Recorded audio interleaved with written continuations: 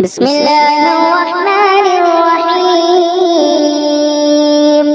ياسين والقرآن الحكيم إنك لمن المرسلين على صراط مستقيم تنزيل العزيز الرحيم لتنذر قوما ما أنذر آباؤهم فهم غافلون. لقد حق القول على أكثرهم فهم لا يؤمنون. إنا جعلنا في أعناقهم أغلالا فهي إلى الأذقان فهم مقمحون. وجعلنا من بين أيديهم سدا ومن خلفهم سدا فأغشيناهم فهم لا يبصرون. وسواء عليهم أأنذرتهم أم لم تنذرهم لا يؤمنون. إنما تنذر من اتبع الذكر وخشي الرحمن بالغيب فبشره بمغفرة وأجر كريم. إنا نحن نحيي الموتى ونكتب ما قدموا وآثارهم وكل شيء أحصيناه في إمام مبين. واضرب لهم مثلا أصحاب القرية إذ جاءها المرسلون إذ أرسلنا إليهم اثنين فكذبوهما فعززنا بثالث فقالوا إنا إليكم مرسلون. قالوا ما أنتم إلا بشر مثلنا وما أنزل الرحمن من شيء إن أنتم إلا تكذبون. قالوا ربنا يعلم إنا إليكم لمرسلون وما علينا إلا البلاغ المبين. قالوا إنا تطيرنا بكم لئن لم تنتهوا لنرجمنكم وليمسنكم منا عذاب أليم. قالوا طائركم معكم أئن ذكرتم بل أنتم قوم مسرفون. وجاء من أقصى المدينة رجل يسعى قال يا قوم اتبعوا من لا يسألكم أجرا وهم مهتدون. وما لي لا أعبد الذي فطرني وإليه ترجعون. أأتخذ من دونه آلهة إن يردني الرحمن بضر لا تغن عني شفاعتهم شيئا ولا ينقذون. إني إذا لفي ضلال مبين. إني آمنت بربكم فاسمعون. قيل ادخل الجنة قال يا ليت قومي يعلمون بما غفر لي ربي وجعلني من المكرمين. وما أنزلنا على قومه من بعده من وجود من السماء وما كنا منزلين. إن كانت إلا صيحة واحدة فإذا هم خامدون. يا حسرة على العباد ما يأتيهم من رسول إلا كانوا به يستهزئون. ألم يروا كم أهلكنا قبلهم من القرون أنهم إليهم لا يرجعون. وإن كل لما جميع لدينا محضرون وآية لهم الأرض الميتة وأحييناها وأخرجنا منها حبا فمنه يأكلون وجعلنا فيها جنات من نخيل وأعناب وفجرنا فيها من العيون ليأكلوا من ثمره وما عملته أيديهم أفلا يشكرون سبحان الذي خلق الأزواج كلها مما تنبت الأرض ومن أنفسهم ومما لا يعلمون وآية لهم الليل نسلخ منه النهار فإذا هم مظلمون والشمس تجري لمستقر لها ذلك تقدير العزيز العليم والقمر قدرناه منازل حتى عاد كالعرجون القديم لا الشمس ينبغي لها أن تدرك القمر ولا الليل سابق النهار وكل في فلك يسبحون وآية لهم أنا حملنا ذريتهم في الفلك المشحون وخلقنا لهم من مثله ما يركبون وإن نشأ نغرقهم فلا صريخ لهم ولا هم ينقذون إلا رحمة منا ومتاعا إلى حين وإذا قيل لهم اتقوا ما بين أيديكم وما خلفكم لعلكم ترحمون وما تأتيهم من آيات ربهم إلا كانوا عنها معرضين وإذا قيل لهم أنفقوا مما رزقكم الله قال الذين كفروا للذين آمنوا أنطعم من لو يشاء الله أطعمه إن أنتم إلا في ضلال مبين ويقولون متى هذا الوعد إن كنتم صادقين أينظرون إلا صيحة واحدة تأخذهم وهم يخصمون فلا يستطيعون توصية ولا إلى أهلهم يرجعون ونفخ في الصور فإذا هم من الأجداث إلى ربهم ينسلون قالوا يا ويلنا من بعثنا من مرقدنا هذا ما وعد الرحمن وصدق المرسلون إن كانت إلا صيحة واحدة فإذا هم جميع لدينا محضرون فاليوم لا تظلم نفس شيئا ولا تجزون إلا ما كنتم تعملون إن أصحاب الجنة اليوم في شغل فاكهون هم وأزواجهم في ظلال على الأرائك متكئون لهم فيها فاكهة ولهم ما يدعون سلام قولا من رب رحيم وامتازوا اليوم أيها المجرمون ألم أعهد إليكم يا بني آدم ألا تعبدوا الشيطان إنه لكم عدو مبين وأن اعبدوني هذا صراط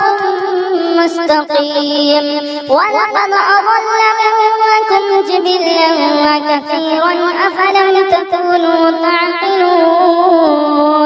هذه جهنم التي كنتم توعدون اصلوها اليوم بما كنتم تكفرون اليوم نختم على أفواههم وتكلمنا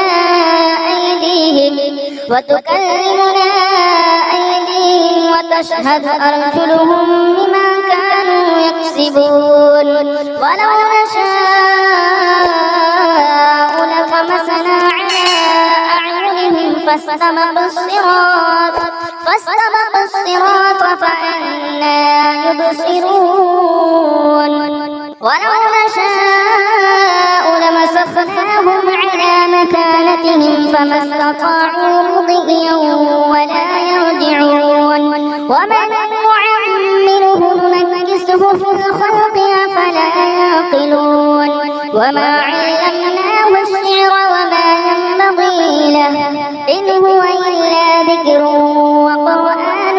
مبين لينذر من كان حيا ويحق القول على الكافرين أولم يروا أنا خلقنا لهم مما عملت أيدينا أنعاما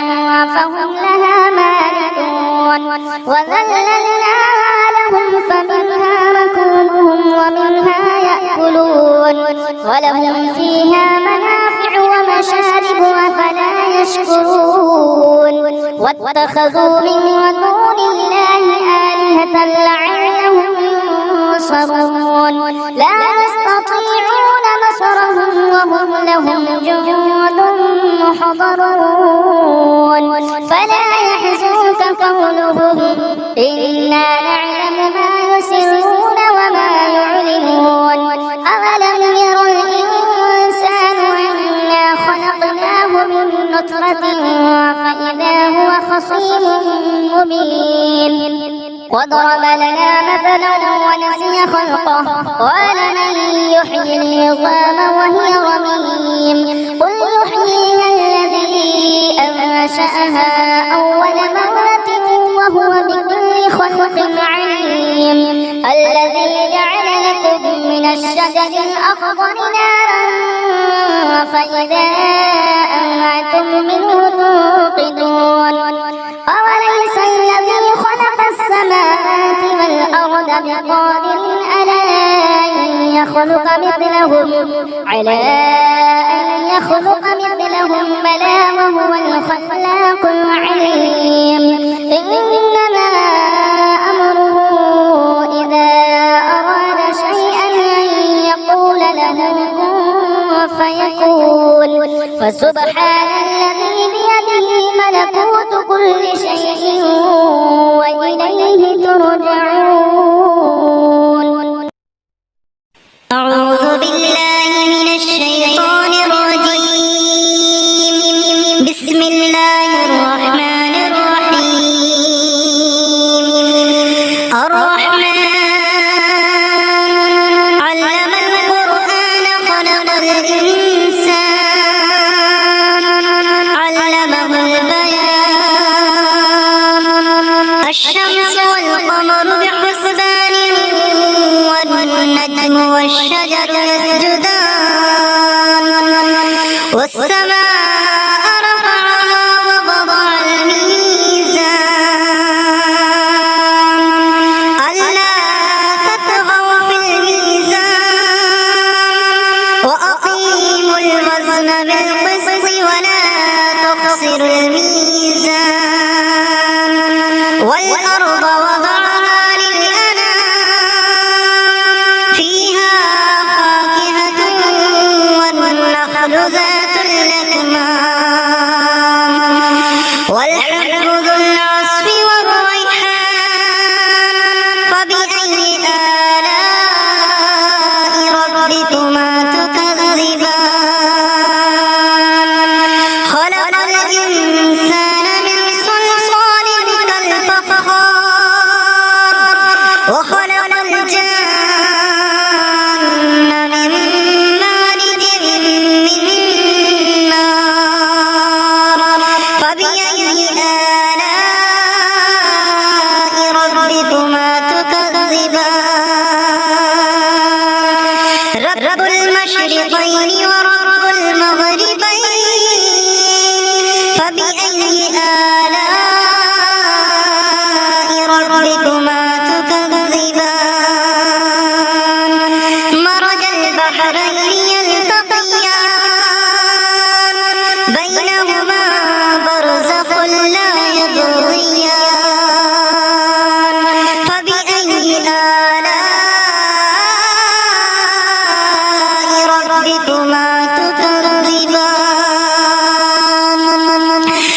يخرج منهما اللؤلؤ والمرجان فبأي آلاء ربكما تكذبان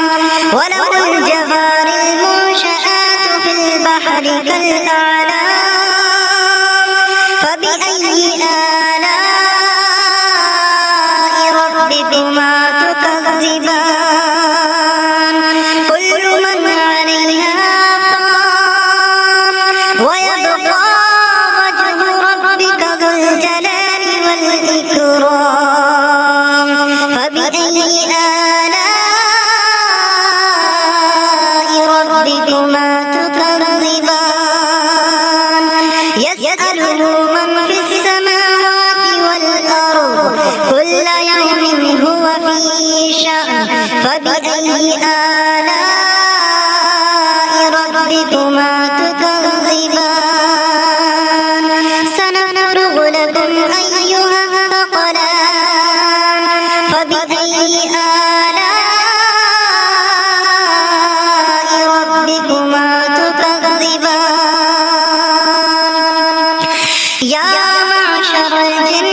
والإنس إن استطعتم أن تنفذوا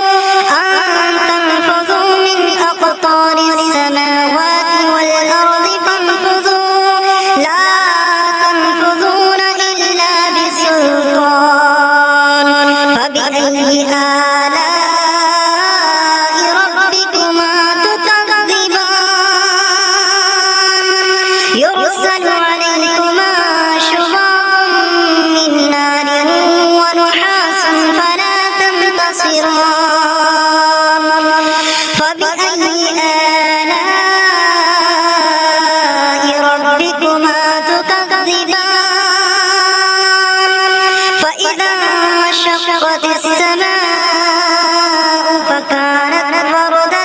كالدهان فبأي آلاء ربكما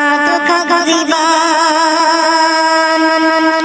فيومئذ لا يسأل عن ذنبه إنس ولا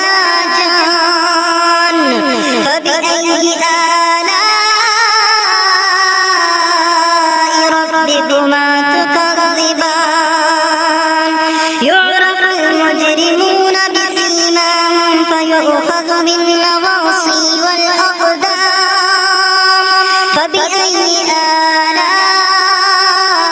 آلاء ربكما تكذبان هذه جهنم التي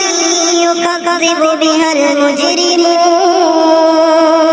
يطوفون بينها وبين حميم آن فبأي آلاء ربكما تكذبان ولمن خاف مقام ربه جنتان فبأي آلاء ربكما تكذبان ذواتا أفنان فبأي آلاء ربكما تكذبان فيهما عينان تجريان فبأي آلاء ربكما تكذبان فيهما من كل فاكهة زوجان فبأي آلاء ربكما تكذبان متكئين على فرش بطائنها من استبرق وجنى الجنتين دان فبأي آلاء ربكما تكذبان فيهن قاصرات الطرف لم يطمثهن إنس قبلهم ولا جان فبأي آلاء ربكما تكذبان كأنهن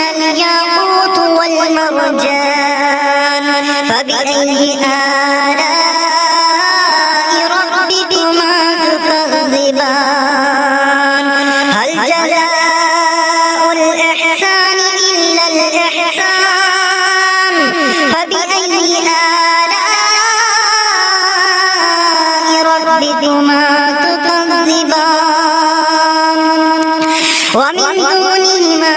جنتان فبأي آلاء ربكما تكذبان مدهامتان فبأي آلاء ربكما تكذبان فيهما عينان نضاختان فبأي آلاء ربكما تكذبان فيهما فاكهة ونخل ورمان فبأي آلاء ربكما تكذبان فيهن خيرات حسان فبأي آلاء ربكما تكذبان حور مقصورات في الخيام فبأي آلاء ربكما تكذبان لم يطمثهن إنس قبلهم ولا جان فبأي آلاء ربكما تكذبان متكئين على رفرف خضر وأبقري حسان فبأي آلاء ربكما تكذبان تبارك اسم ربك ذي الجلال والإكرام صدق الله العظيم. أعوذ بالله من الشيطان الرجيم. بسم الله الرحمن الرحيم. تبارك الذي بيده الملك وهو على كل شيء قدير الذي خلق الموت والحياة ليبلوكم أيكم أحسن عملا وهو العزيز الغفور الذي خلق 7 سماوات طباقا ما ترى في خلق الرحمن من تفاوت فارجع البصر هل ترى من فطور ثم ارجع البصر كرتين ينقلب إليك البصر خاسئا وهو حسير ولقد زينا السماء الدنيا بمصابيح وجعلناها رجوما للشياطين وأعتدنا لهم عذاب السعير وللذين كفروا بربهم عذاب جهنم وبئس المصير إذا ألقوا فيها سمعوا لها شهيقا وهي تفور تكاد تميز من الغيظ كلما ألقي فيها فوج سألهم خزنتها ألم يأتكم نذير قالوا بلى قد جاءنا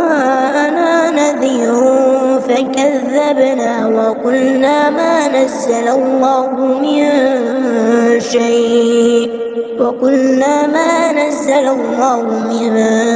شيء إن أنتم إلا في ضلال كبير وقالوا لو كنا نسمع أو نعقل ما كنا في أصحاب السعير فاعترفوا بذنبهم فسحقا لأصحاب السعير إن الذين يخشون ربهم بالغيب لهم مغفرة وأجر كبير وأسروا قولكم أو اجهروا به إنه عليم بذات الصدور لا يعلم من خلق وهو اللطيف الخبير. هو الذي جعل لكم الأرض ذلولا فامشوا في مناكبها وكلوا من رزقه وإليه النشور. أأمنتم من في السماء أن يخسف بكم الأرض فإذا هي تمور أم أمنتم من في السماء أن يرسل عليكم حاصبا فستعلمون كيف نذير. ولقد كذب الذين من قبلهم فكيف كان نكير. أولم يروا إلى الطير فوقهم صافات ويقبض ما يمسكهن إلا الرحمن إنه بكل شيء بصير. أمن هذا الذي هو جند لكم يصوكم من دون الرحمن إن الكافرون إلا في غرور. أمن هذا الذي يرزقكم إن أمسك رزقه بل لجوا في عتو ونفور. أفمن يمشي مكبا على وجهه أهدى أمن يمشي سويا على صراط مستقيم. قل هو الذي أنشأكم وجعل لكم السمع والأبصار والأفئدة قليلا ما تشكرون. قل هو الذي ذرأكم في الأرض وإليه تحشرون.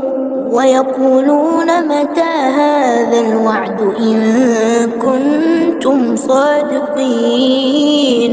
قل إنما العلم عند الله وإنما أنا نذير مبين. فلما رأوه زلفة سيئت وجوه الذين كفروا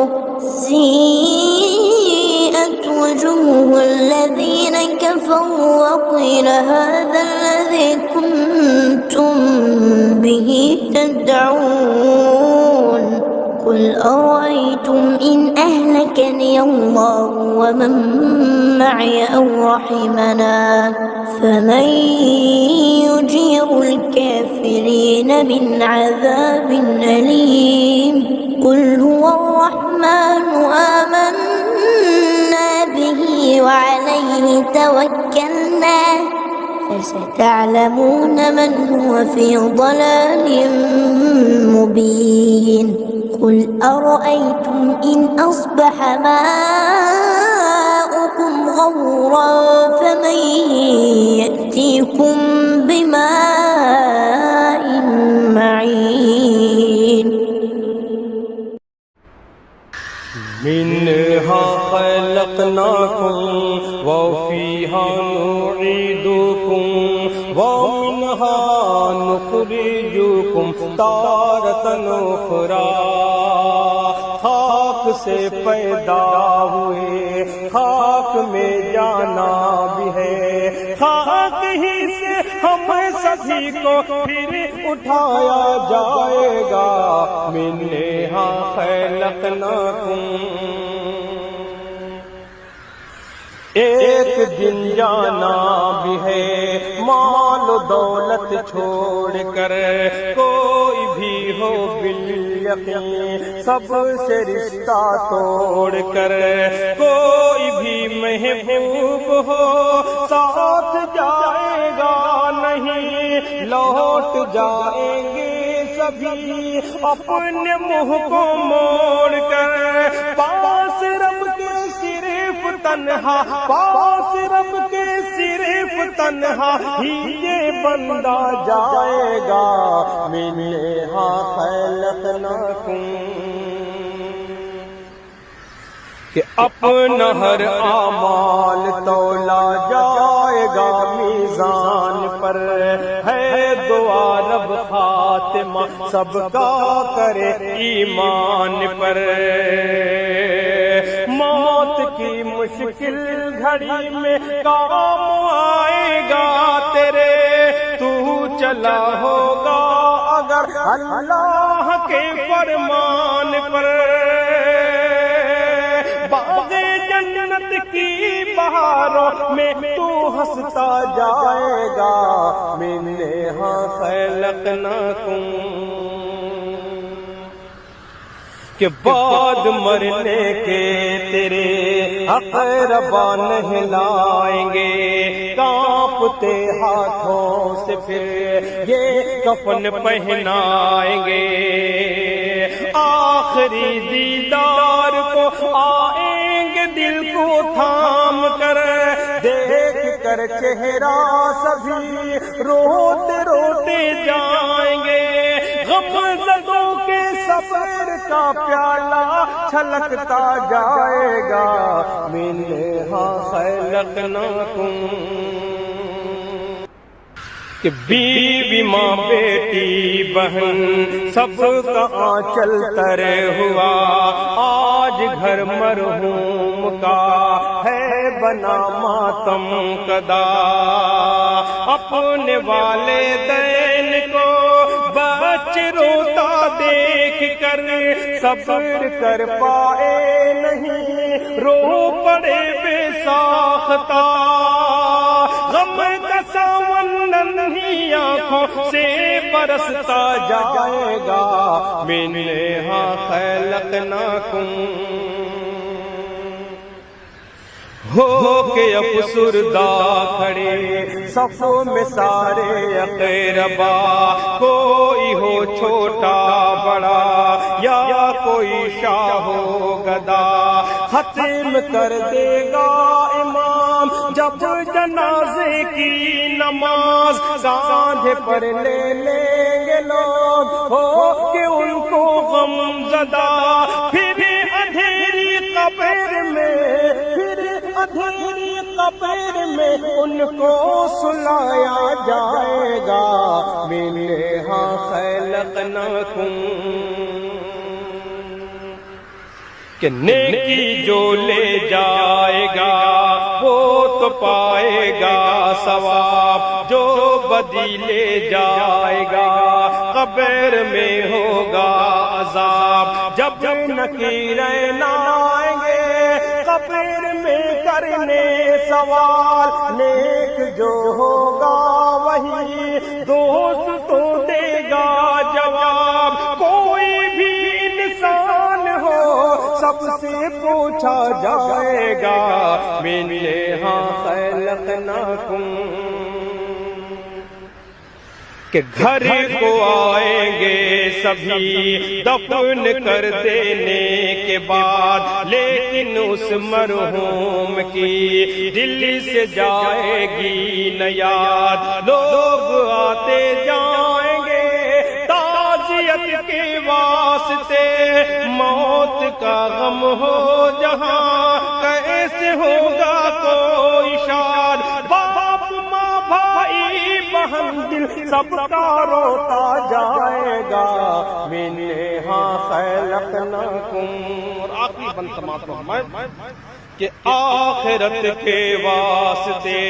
پوری تیاری کرو دل میں پیدا مومنو دین بیداری کرو نیکیاں ہی بخشوائیں گی سر محشر تمہیں اپنے والدین کی بھی فرمانبرداری کرو بے عمل کوئی صبا بے عمل کوئی صبا ہرگز نہ بخشا جائے گا منہا خلقناکم وفیہا نعیدکم ومنها نخرجكم تارة أخرى کہ منها خلقناکم کہ ہو کے افسردہ کیوں نہ ہو با چشمنم سو گوارانے وطن دوش پہ میتے ہے تو دل میں ہے رنج و محن پیچھے پیچھے چلے پڑا ہے غموں کا کارواں عطر اور کافور سے بس گیا سارا کفن چل کے اب شہر خاموشہ چل کے اب شہر خاموشہ ہی میں رکھا جائے گا منہا خلقناکم وفیہا نعیدکم ومنہا نخرجکم تارة أخرى خاک سے پیدا ہوئے خاک میں جانا بھی ہے خاک ہی سے ہم سبھی کو پھر اٹھایا جائے گا منہا خلقناکم. بہت بہت شکریہ.